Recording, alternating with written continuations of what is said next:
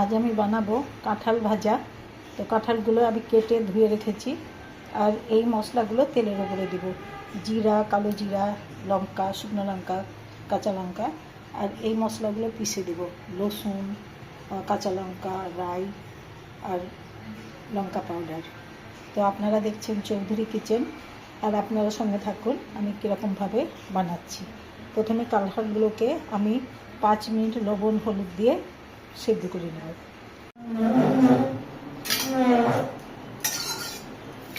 এবার আমি 10 মিনিট কাঁঠালটাকে লবণ হলুদ লাগিয়ে বয়েল করে নিলাম, সেদ্ধ করে নিলাম। এবার একটু তেলে ভেজে নেব।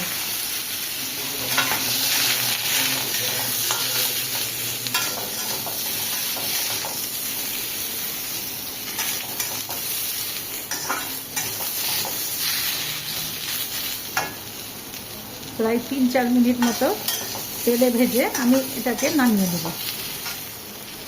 তেল দিয়ে দেব।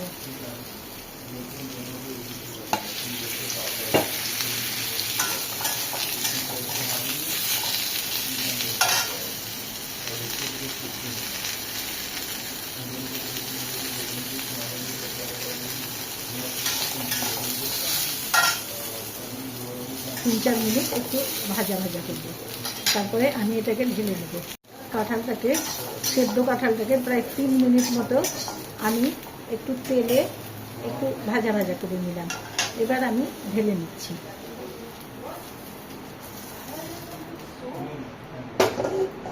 এবার আমি মশলাগুলোকে ভাজা ভাজা করবো, মানে কষে নেব।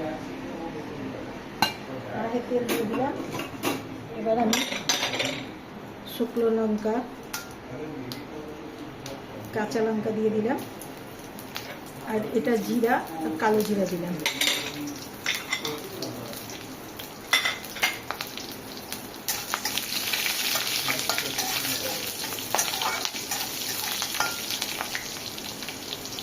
এবার এটা ফ্রাই হয়ে গেছে।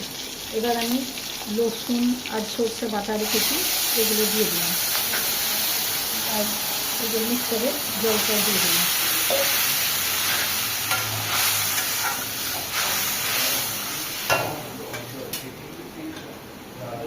যে কাশ্মীরি লঙ্কা দিচ্ছি, এতে কালারও হবে আর খেতেও ভালো লাগবে।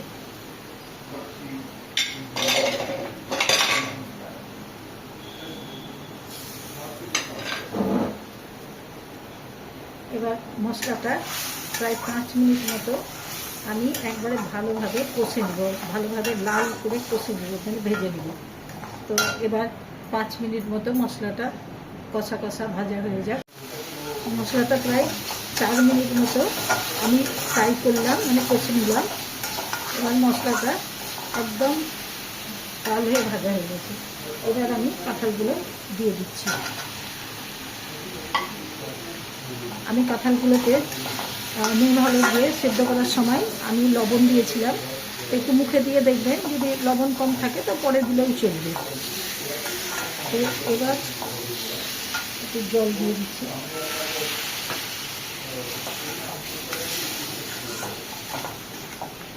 এবার আমি কাঁঠালগুলোকে ঢেকে ঢেকে প্রায় 5 মিনিট মতো ভাজা করব, দিয়ে আমি প্লেটে ঢেলে নেব।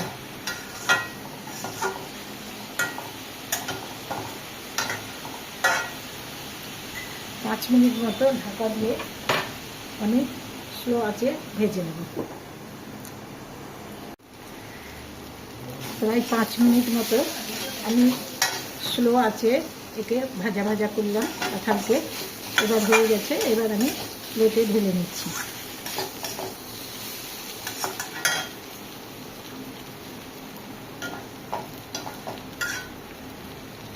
আপনারা এরকম কাঁঠাল ভাজা বানাবেন। প্রথমে কাঁঠালটাকে 5 মিনিট জলে লবণ হলুদ দিয়ে বয়েল করে নিতে হবে, 5 থেকে 7 মিনিট। তারপরে সেটাকে কাঁঠালটাকে একটু তেলে ফ্রাই করে নিতে হবে। তারপর তেলের উপরে লঙ্কা, কাঁচা লঙ্কা, জিরা, কালো জিরা দিয়ে মশলাগুলোকে বেশ লাল করে ফ্রাই করতে হবে। তারপরে কাঁঠালগুলো দিয়ে একটু জল দিয়ে 5 মিনিট মতো ফ্রাই করতে হবে স্লো আছে, তবেই হয়ে যাবে কাঁঠাল ভাজা। এরকম কাঁঠাল ভাজা আমাদের পশ্চিমবঙ্গের জমিপুরে অনেক এই সময়তে বানানো হয়, তো খুবই টেস্টি হয়। আপনারাও বানাবেন, দেখবেন আপনাদেরও ভালো লাগবে। আমার চৌধুরী কিচেনকে লাইক করবেন, কমেন্টস করবেন। আপনারাও এরকমভাবে কাঁঠাল ভাজা করবেন, আপনাদেরও ভালো লাগবে। আর আমার চৌধুরী কিচেনকে লাইক করবেন, কমেন্টস করবেন। Take care, bye by.